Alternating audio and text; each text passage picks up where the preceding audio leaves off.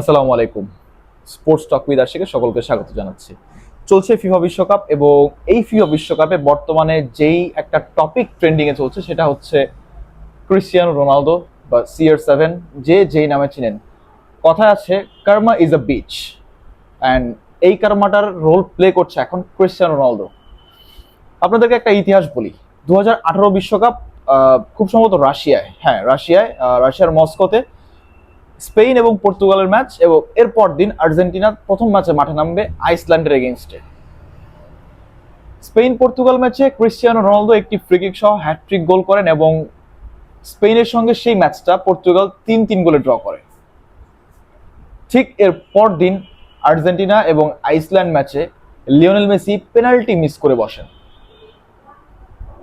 এবং সেই match Argentina 1-1 গোলে ড্র করে।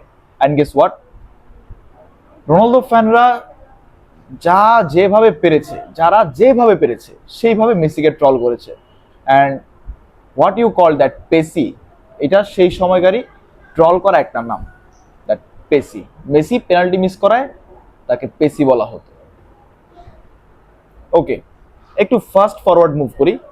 ঠিক 8 বছর পর, মাঝখানে একটা বিশ্বকাপের গ্যাপ, 2026 ফিফা বিশ্বকাপ, আমেরিকা, কানাডা এবং মেক্সিকো,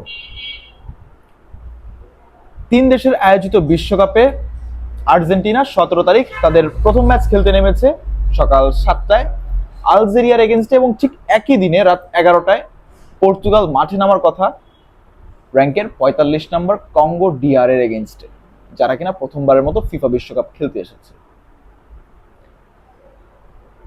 আর্জেন্টিনা তাদের সেই প্রথম ম্যাচটা ভালোভাবে শেষ করলো এবং মেসি তার ওয়ার্ল্ড কাপের হিস্ট্রিতে প্রথমবারের মতো হ্যাটট্রিক গোল করলো। অ্যান্ড গেস হোয়াট, মিরোস্লাভ ক্লোজার সাথে যৌথ ওয়ার্ল্ড কাপ টপ স্কোরার, যা বিশ্বকাপের ইতিহাসে সর্বোচ্চ গোল স্কোরারের খেতাব। মিরোস্লাভ ক্লোজার রেকর্ড ভেঙে যাবে আর একটা গোল করলে লিওনেল মেসি। ঠিক ওই দিনই পর্তুগাল মাঠে নামে কঙ্গো ডিআর এর এগেইনস্টে। সেই ম্যাচে পর্তুগাল প্রথমে একটা গোল করেন, এরপর কঙ্গো ডিআর আরো একটি গোল শোধ করে পর্তুগালের সাথে 1-1 গোলে ড্র করে। ইউ নো হোয়াট, দ্যাট প্রথমবারের মতো ফুটবল বিশ্বকাপ খেলতে আসা কঙ্গো অনেকবার খেলতে আসা পর্তুগালের সঙ্গে 1-1 গোলে ড্র করেছে, যেই দলের প্রাণ ভোমরা ক্রিস্টিয়ানো রোনালদো। অ্যান্ড এই ম্যাচে ক্রিস্টিয়ানো রোনালদো তো পেনাল্টি তো দূরের কথা, ডি বক্সে একটা ডাইভ দেওয়ার সুযোগ পায় নাই, এবং পুরো 90 মিনিটে 25 বার বল টাচ করেছে, অন টার্গেটে শুট নিয়ে একটাও। এখন যারা রোনালদো ভক্ত রয়েছেন তারা হয়তো বলবেন যে ভাই, রোনালদোকে তো বল পাসই দেয় না।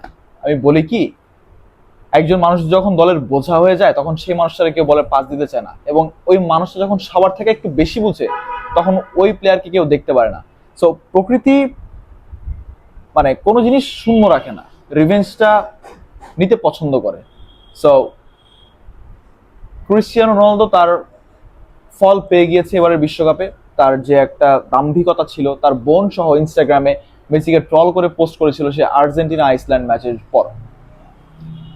কার্মা ইজ আ বিচ, এখানে কার্মাটা হচ্ছে Cristiano Ronaldo, and you know what is the meaning of beach.